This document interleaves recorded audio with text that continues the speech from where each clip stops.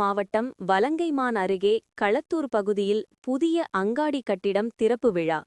தமிழக முன்னாள் உணவுத்துறை அமைச்சர் காமராஜ் திறந்து வைத்து முதல் விற்பனையை துவக்கி வைத்தார். திருவாரூர் மாவட்டம் நன்னிலம் தொகுதிக்கு உட்பட்ட வலங்கைமான் அருகே Z795 பட்டம் தொடக்க வேளாண்மை கூட்டுறவு சங்கத்தின் கீழ் களத்தூர் பகுதியில் பொது விநியோக நியாய விலைக் கடை செயல்பட்டு வருகிறது. அதற்கான புதிய கட்டிடம் வேண்டும் என அப்பகுதி மக்களின் நீண்ட நாள் கோரிக்கையாக இருந்த நிலையில் திருவாரூர் மாவட்ட அதிமுக மாவட்ட செயலாளரும் கழக அமைப்பு செயலாளரும் நன்னிலம் தொகுதி சட்டமன்ற உறுப்பினரான காமராஜ் தனது சட்டமன்ற தொகுதி மேம்பாட்டு நிதியிலிருந்து சுமார் 12.50 லட்சம் மதிப்பீட்டில் புதிய பொது விநியோக நியாய விலைக் கடை கட்டிடத்தை ரிப்பன் வெட்டி குத்துவிளக்கு ஏற்றி திறந்து வைத்து முதல் விற்பனையை தொடங்கி வைத்தார்.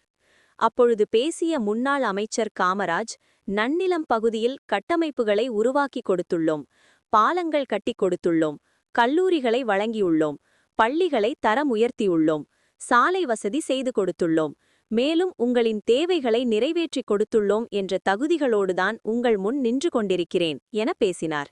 இந்த நிகழ்வில் வலங்கைமான் கிழக்கு ஒன்றிய செயலாளர் இளவரசன், மேற்கு ஒன்றிய செயலாளர் சங்கர், வலங்கைமான் கிராம ஊராட்சி அதிகாரி முரளி மற்றும் பொது விநியோக திட்ட கூட்டுறவு சார் பதிவாளர், கூட்டுறவு சங்க செயலாளர் கோவிந்தராஜன் மற்றும் பணியாளர்கள், அனைத்து நிலை பொறுப்பாளர்கள் மற்றும் பயனாளிகள், பொதுமக்கள் பலரும் கலந்து கொண்டனர்.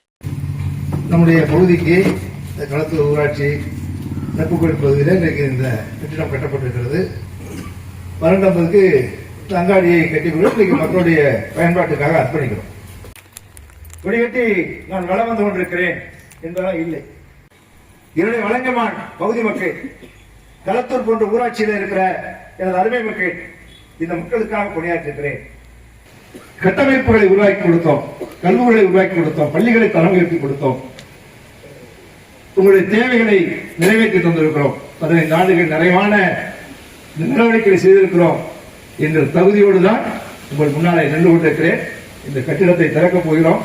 இந்த கட்டிடம் இந்த பொதுடைய தேவைகளை, சாதாரண மக்களுடைய தேவைகளை பூர்த்தி செய்யும் என்ற நம்பிக்கையோடு இந்த கட்டிடத்தை திறந்து வைக்கிறோம்.